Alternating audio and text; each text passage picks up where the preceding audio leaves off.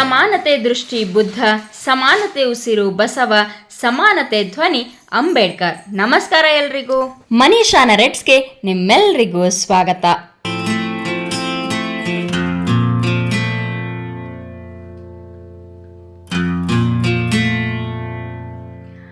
Doctor Baba Saheb Ambedkar ಅವರ ಥೀಮ್ನಲ್ಲಿ 216ನೇ ಫಲಪುಷ್ಪ ಪ್ರದರ್ಶನವನ್ನು ನಾವಿವತ್ತು ನೋಡ್ತಾ ಇದ್ದೀವಿ. ಲಕ್ಷ ಹೂಗಳಲ್ಲಿ ಮೂಡಿ ಬಂದಿರುವಂತಹ ಸಂಸತ್ ಭವನ, ಸುತ್ತಲೂ ಇರುವಂತಹ ಅಂಬೇಡ್ಕರ್ ಅವರ ಚರಿತ್ರೆ, ಅವರು ಹಾದು ಬಂದ ದಾರಿ, ಇವೆಲ್ಲವನ್ನ ನಾವು ನೋಡ್ತಾ ಹೋಗ್ತೀವಿ. ಬರ್ರಿ ಈ ಫಲಪುಷ್ಪ ಪ್ರದರ್ಶನವನ್ನ ನೀವೊಮ್ಮೆ ನೋಡಿ. 2024 ಆಗಸ್ಟ್ 15 ಸ್ವತಂತ್ರ ದಿನಾಚರಣೆ ಅಂಗವಾಗಿ ಹಮ್ಮಿಕೊಂಡಿರುವ ಈ ಫಲಪುಷ್ಪ ಪ್ರದರ್ಶನವನ್ನ ನೋಡಿ ಬರೋಣಂತ. 216ನೇ ಫಲಪುಷ್ಪ ಪ್ರದರ್ಶನ ಇದು. ಪ್ರತಿ ವರ್ಷ ಒಟ್ಟು 2 ಸಾರಿ ಈ ಫಲಪುಷ್ಪ ಪ್ರದರ್ಶನ ಆಗ್ತದ. ಒಮ್ಮೆ ಗಣರಾಜ್ಯೋತ್ಸವ ದಿನ ಅಂಗವಾಗಿ, ಇನ್ನೊಂದು ಸ್ವತಂತ್ರ ದಿನದ ಅಂಗವಾಗಿ.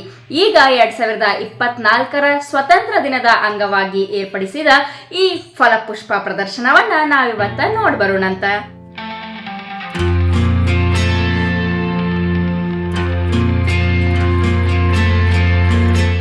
ಲಾಲ್ಬಾಗ್ ಸಸ್ಯ ತೋಟ ಇದು. ಇಲ್ಲಿ ಒಳ ಹೋಗೋಣ, ಒಂದು QR ಕೋಡ್ ಗೇಟಿಗೆ ಹಾಕ್ಯಾರ. ಅದನ್ನು ಸ್ಕ್ಯಾನ್ ಮಾಡಿದ್ರೆ ಟಿಕೆಟ್ ಬುಕ್ ಮಾಡ್ಕೋಬಹುದು.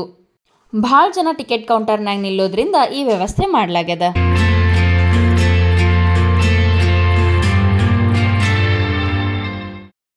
ರವಿವಾರ ಇರೋದ್ರಿಂದ ಸಿಕ್ಕಾಪಟ್ಟೆ ಗದ್ದಲ ಇತ್ತು.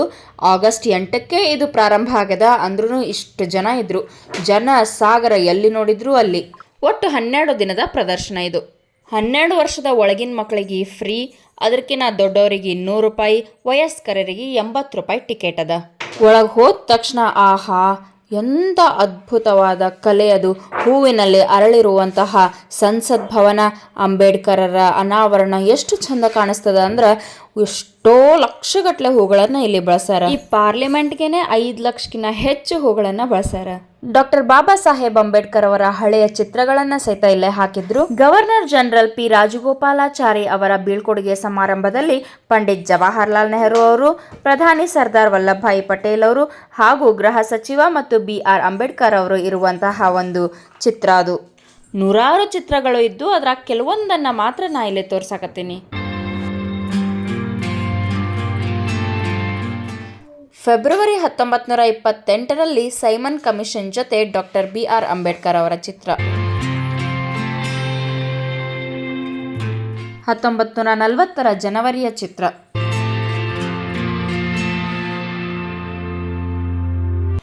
ಜಗತ್ತಿಗೆ ಶಾಂತಿಯ ಪಾಠ ಬೋಧಿಸಿದ ಗೌತಮ ಬುದ್ಧರು, ಏಷ್ಯಾದ ಬೆಳಕು ಅಂತ ಹೇಳಿ ನಾವು ಅವ್ರಿಗೆ ಕರಿತೀವಿ.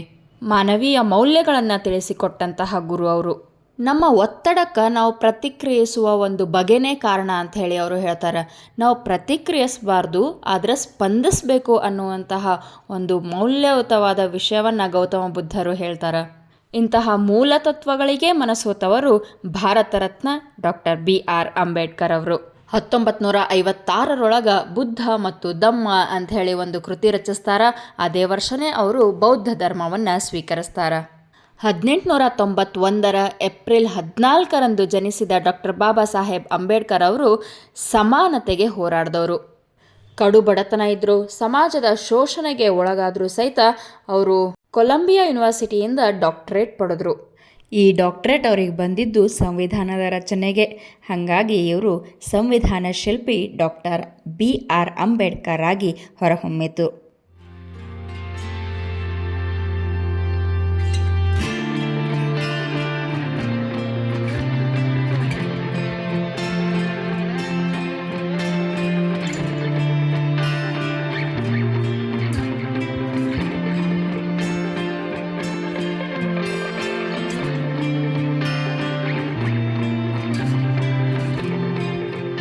ಬಾಬಾ ಸಾಹೇಬರ ತಂದೆ ರಾಮ್ಜಿ ಮಾಲೋಜಿ ಸಕ್ಪಾಲರು. ಅವರು ಆರ್ಮಿ ಆಫೀಸರ್ ಆಗಿದ್ರು ಮತ್ತು ತಾಯಿ ಭೀಮಾಬಾಯಿ ಅಂಥೇಳಿ. ಭೀಮರಾವ್ ಅವರು 6 ವರ್ಷದ ಬಾಲಕನಿದ್ದಾಗ ತಮ್ಮ ತಾಯಿಯನ್ನು ಕಳ್ಕೊತಾರೆ. ಆಮೇಲೆ ಅವರ ಸೋದರತ್ತೆ ಒಬ್ರು ಇರ್ತಾರೆ. ಅವರ ಪೋಷಣೆಯಲ್ಲಿ ಅಂಬೇಡ್ಕರ್ ಅವರು ಬೆಳೀತಾರೆ. ಬೆನ್ನಿನ ಒಂದು ಸಮಸ್ಯೆ ಇರೋದ್ರಿಂದ ಅವ್ರಿಗೆ ವಿವಾಹ ಆಗಿರೋದಿಲ್ಲ. ಅವರು ಜೀವನವನ್ನೇ ಅಂಬೇಡ್ಕರ್ ಅವರ ಪಾಲನೆ ಪೋಷಣೆಯಲ್ಲಿ ತೊಡಗ್ತಾರೆ. ಆಮೇಲೆ ಮಲ್ತಾಯಿ ಅವರು ಬರ್ತಾರೆ. ಆದ್ರೆ ಅಂಬೇಡ್ಕರರಿಗೆ ಅದು ಎಕ್ಸೆಪ್ಟ್ ಮಾಡ್ಕೊಳಕ್ಕೆ ಆಗೋದಿಲ್ಲ. ಆವಾಗ ಅವರ ಸೋದರತ್ತನೇ ತಿಳಿಸಿರುವಂತಹ ಒಂದು ಘಟನೆ ನಾನು ಕೇಳ್ಪಟ್ಟೀನಿ. ಮೀರಾ ಸಕ್ಪಾಲ್ ಅನ್ನೋದು ಅವರ ಸೋದರತ್ತೆಯ ಹೆಸರು. ಇನ್ನು 1934ರಲ್ಲಿ ಬಾಬಾ ಸಾಹೇಬರು ಈ ನಿವಾಸಕ್ಕೆ ಬಂದರು ಅಂತ ಇದಕ್ಕೆ ರಾಜಗೃಹ ಅಂಥೇಳಿ ಹೆಸರಿಟ್ಟಾರ. ಸುಮಾರು 15ರಿಂದ 20 ವರ್ಷ ಬಾಬಾ ಸಾಹೇಬರು ಇಲ್ಲಿ ವಾಸವಾಗಿದ್ರಂತ. ಇದು ಇಂಟರ್ನೆಟ್ ಚಿತ್ರ, ಒರಿಜಿನಲ್ ಹೆಂಗದ ಅಂತ ಹೇಳಿ ನಿಮಗೆ ತೋರ್ಸಕ್ಕೆ ಹಾಕಿದ್ದಷ್ಟೆ. ಅವರು ವೈಯಕ್ತಿಕವಾಗಿ 50,000 ಪುಸ್ತಕಗಳ ಒಂದು ಗ್ರಂಥಾಲಯ ಮಾಡ್ಕೊಂಡಿದ್ರಂತ ತಮ್ಮ ಮನೆಯೊಳಗೆ. ಇದು ವಿಶ್ವದೊಳಗೆ ಅತಿ ದೊಡ್ಡ ವೈಯಕ್ತಿಕ ಗ್ರಂಥಾಲಯಗಳಲ್ಲಿ ಒಂದು ಅಂಥೇಳಿ ಪರಿಗಣಿಸಲಾಗ್ಯದ. ಇದು ಅವರ ಕುಟುಂಬದ ಚಿತ್ರ. ಅವರ ಮಗ, ಪತ್ನಿ, ಅತ್ತಿಗೆ ಮತ್ತು ಸೋದರ ಸಂಬಂಧಿಯವರ ಜೊತೆ ಟಾಬಿ ಅಂಥೇಳಿ ಅವರ ನಾಯಿ, ಅದು ತೀರ್ಕೊಂಡಾಗ ಬಹಳ ದಿವಸ ಅವರು ದುಃಖಪಟ್ಟರು ಅಂತ. ನಂತರ 1956ರೊಳಗೆ 65ನೇ ವಯಸ್ಸಿನಲ್ಲಿ ಬಾಬಾ ಸಾಹೇಬರು ಕೊನೆಯುಸಿರೆಳಿತಾರೆ. ಅವರಿಗಾಗಿ ಮಾಡಿದ ಸ್ಮಾರಕವೇ ಈ ಚೈತ್ಯ ಭೂಮಿ. ಈಗ ಅವರ ಪುಣ್ಯ ಸ್ಮರಣೆಯ ದಿನ ಅಂದರೆ ಡಿಸೆಂಬರ್ 6ಕ್ಕೆ ಮಹಾಪರಿನಿರ್ವಾಣ ದಿನ ಅಂಥೇಳಿ ಆಚರಿಸ್ತಾರೆ. ಇದು ಅದರ ಮೇನ್ ಗೇಟ್ ಎಂಟ್ರೆನ್ಸ್. ಮತ್ತೊಂದು ಅಶೋಕ ಪಿಲ್ಲರ್ ಅದ ಒಳಗೆ. ಇದು ನೋಡ್ರಿ ದಾರ ಒಳಗೆ ಮಾಡಿರುವಂತಹ ಕಲಾಕೃತಿ. ಔಟ್ಲೈನ್ ಎಲ್ಲ ಮಳೆ ಬಡಿದು ದಾರನೇ ಒಂದು ಮಳೆಯಿಂದ ಇನ್ನೊಂದು ಮಳೆಗೆ ಹಾಯಿಸಿ ಮಾಡಿರುವಂಥ ಅದ್ಭುತ ಕಲೆ ಅದು.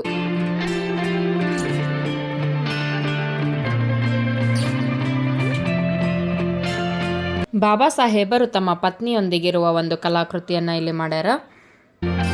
ಅವರ ಪ್ರತಿಯೊಂದು ಸಾಧನೆ ಅಂತೂ ಇಲ್ಲಿ ಓದ್ಕೋತ ಹೋಗಕ್ಕೆ ಭಾಳನೇ ಕಷ್ಟ. ಅಷ್ಟು ಮಹತ್ತರ ಸಾಧನೆಗಳನ್ನು ಬಾಬಾ ಸಾಹೇಬರು ಮಾಡಿ ಹೋಗ್ಯಾರ.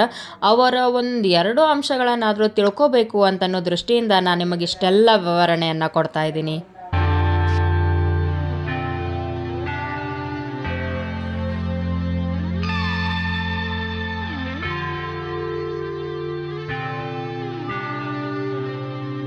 ಇನ್ನೊಂದು ಕಥೆಗೆ ಬರೋಣಂತ. ಇದು ನಾಸಿಕ್ನಲ್ಲಿರುವಂತಹ ಕಾಳರಾಮ್ ದೇವಾಲಯ, ಕಲಾರಾಮ್ ಅಂಥೇಳೇನು ಕರೀತಾರೆ. ಇದರ ಅರ್ಥನೇ ಕಪ್ಪು ರಾಮನ ದೇವಾಲಯ ಅಂಥೇಳಿ. ಇದು ವಿಶೇಷತೆಯೇ ರಾಮ ಕಪ್ಪು ಬಣ್ಣಲ್ಲಿರುವುದು ಅಂತ. ಇದರದೊಂದು ಸತ್ಯಾಗ್ರಹದ ಕಥೆ ಅದ. ಏನಪ್ಪ ಅಂತಂದ್ರೆ ಇಲ್ಲಿ ಒಳಗೆ ಹೋಗಾಕ ಅವಕಾಶ ಇರಲಿಲ್ಲ ಬಾಬಾ ಸಾಹೇಬರಿಗೆ. ಅವಾಗ ಸತ್ಯಾಗ್ರಹವನ್ನು ಅವ್ರು ಮಾಡ್ತಾರೆ. ಆ ಸಂದರ್ಭದಲ್ಲಿ ಪೊಲೀಸರು ಲಾಠಿ ಚಾರ್ಜ್ ಮಾಡಿರುವಂತಹ ಚಿತ್ರ ಇದು.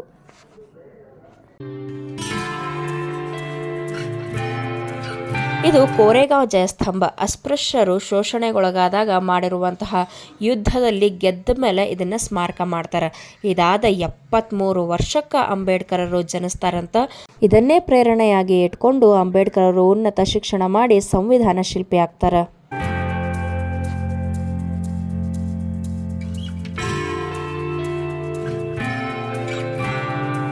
ಅಂಬೇಡ್ಕರರು ಕಾನೂನು ತಜ್ಞ, ಸಂವಿಧಾನ ಶಿಲ್ಪಿ ಅಂತ ಹೇಳಿ ನಮಗೆಲ್ಲ ಗೊತ್ತು. ಆದ್ರೆ ಅವರೊಬ್ಬ ಅರ್ಥಶಾಸ್ತ್ರಜ್ಞರೂ ಹೌದು. ಹಾಗಾಗಿ ನೀರಾವರಿ, ವಿದ್ಯುತ್ ಉತ್ಪಾದನೆ ಬಗ್ಗೆ ಎಲ್ಲ ಅವರು ಯೋಜನೆಗಳನ್ನು ಜಾರಿಗೊಳಿಸ್ತಾರೆ. 1945ರಲ್ಲಿ ಬಾಬಾ ಸಾಹೇಬರ ನೇತೃತ್ವದಲ್ಲಿ ಈ ಹೀರಾಕೂಡ್ ಡ್ಯಾಮ್ ಅನ್ನು ನಿರ್ಮಿಸಲಾಯಿತು. ಅದೇ ಡ್ಯಾಮಿನ ಮಾಡೆಲ್ ಇದು.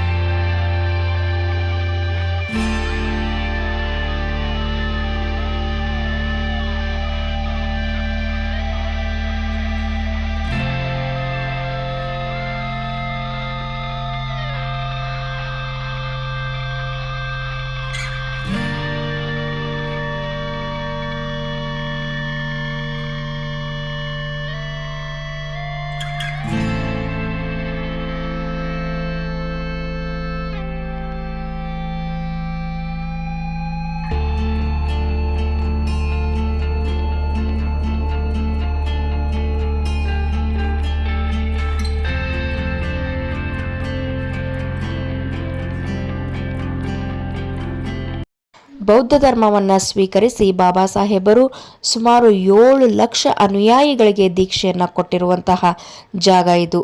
ದೀಕ್ಷಾ ಭೂಮಿ ಅಂತ ಹೇಳಿ ಕರೀತಾರ.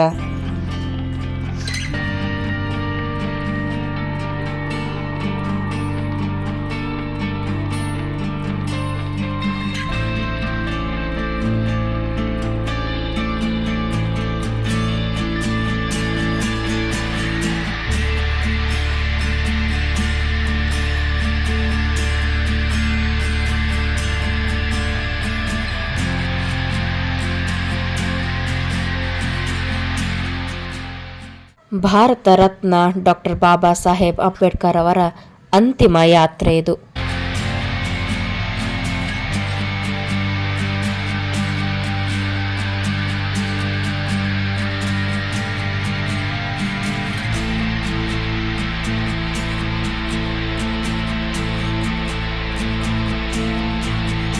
ಮಹಾತ್ಮ ಜ್ಯೋತಿರಾವ್ ಫುಲೆ ಮತ್ತು ಸಾವಿತ್ರಿಬಾಯಿ ಫುಲೆ ಅವರ ಪುತ್ಥಳಿ ಇದು. ಇವರೇ ಅಂಬೇಡ್ಕರರಿಗೆ ಪ್ರೇರಣೆಯಾಗಿದ್ದು, ಯಾಕಂದ್ರೆ ಇವರು ದಲಿತರಿಗಾಗಿಯೇ ಅಸ್ಪೃಶ್ಯರಿಗಾಗಿಯೇ ಪ್ರತ್ಯೇಕವಾಗಿ ಶಾಲೆಯನ್ನು ತೆರೆದ ದಂಪತಿ.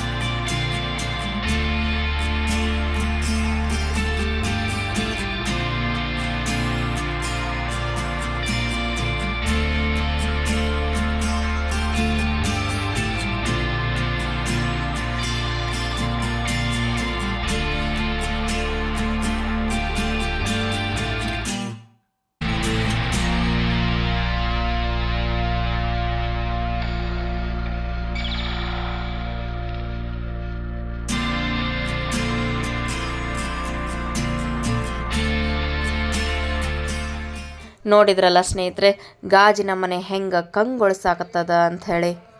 ಹೊರಗೆ ಬಂದಮೇಲೆ ಸಹಿತ ಹೂವಿನಿಂದ ಅದ್ಭುತವಾದ ಅಲಂಕಾರಗಳನ್ನು ಮಾಡಿದರು. ನವಿಲಿನ ಒಂದು ಆಕೃತಿಯನ್ನು ಮಾಡಿದರು. ಹಿಂಗೆ ಬೇರೆ ಬೇರೆ ತರಹದ ಹೂಗಳಲ್ಲಿ ಅಲಂಕಾರಗಳನ್ನು ಮಾಡಿದ್ದನ್ನು ನಾವಲ್ಲಿ ನೋಡ್ಬೋದು. ಮತ್ತಲ್ಲಿ ಬಹಳಷ್ಟು ಮಳಿಗೆಗಳು ಇದ್ದು, ಪುಸ್ತಕ ಭಂಡಾರ ಇತ್ತು, ನರ್ಸರೀಸ್ ಇದ್ದು, ಬೇಕಾದ್ರೆ ನಾವು ಗಿಡಗಳನ್ನು ಕೊಂಡುಕೊಳ್ಳಬಹುದು, ಸಸಿಗಳು ಇದ್ದು ಬಹಳಷ್ಟು. ಇವನ್ನೆಲ್ಲ ನೋಡಿ ಪೂರ್ತಿ ದಿನ ನಾವು ಆಲ್ಮೋಸ್ಟ್ ಅಲ್ಲೇ ಕಳಿಬೋದು. ಅಂತಹ ಅದ್ಭುತವಾದ ಜಾಗ ಅದು. ನಾವು ಹೋಗಿದ್ದ ದಿವಸ ಅಂದರೆ ರವಿವಾರ ಒಟ್ಟು 68,000 ಜನ ಲಾಲ್ಬಾಗಿಗೆ ಭೇಟಿ ಕೊಟ್ಟಾರಂತ. ಅಂತಹ ವಿಶ್ವವಿಖ್ಯಾತ ಲಾಲ್ಬಾಗ್ ಸಸ್ಯ ತೋಟದಲ್ಲಿ ಹೂವಿನ ಅಲಂಕಾರ ಮಾಡಿದರು. ನೀವು ಸಹ ಇನ್ನೂ 19ರವರೆಗೂ ಟೈಮ್ ಅದ, ಅಲ್ಲಿವರೆಗೂ ನೀವು ಹೋಗಿ ನೋಡ್ಕೊಂಡು ಬರ್ರಿ. ಖಂಡಿತವಾಗ್ಲೂ ಇದು ಮಿಸ್ ಮಾಡಬೇಡ್ರಿ. ಪ್ರತಿ ವರ್ಷ 2 ಸಲ ಇದು ಬರುವುದು. ಹಾಗಾಗಿ ತಪ್ಪದೆ ಹೂವಿನ ಅಂದ ಚಂದವನ್ನು ನೋಡಿಕೊಂಡು ಅಂಬೇಡ್ಕರರ ಬಾಬಾ ಸಾಹೇಬರರ ಚರಿತ್ರೆಯನ್ನು ತಿಳ್ಕೊಂಡು ಸುತ್ತಾಡಿಕೊಂಡು ಬರ್ರಿ ಅಂತ ಹೇಳ್ತಾ ಮತ್ತೆ ಮುಂದಿನ ಸಂಚಿಕೆಯೊಳಗೆ ಸಿಗೋಣಂತ. ಅಲ್ಲಿವರೆಗೂ ನೋಡ್ತಾ ಇರಿ ಮನೀಷಾ ನರೇಟ್ಸ್. ನಮಸ್ಕಾರ. ನಿಮ್ಮ ಬೆಂಬಲ ನನ್ನ ಹಂಬಲ.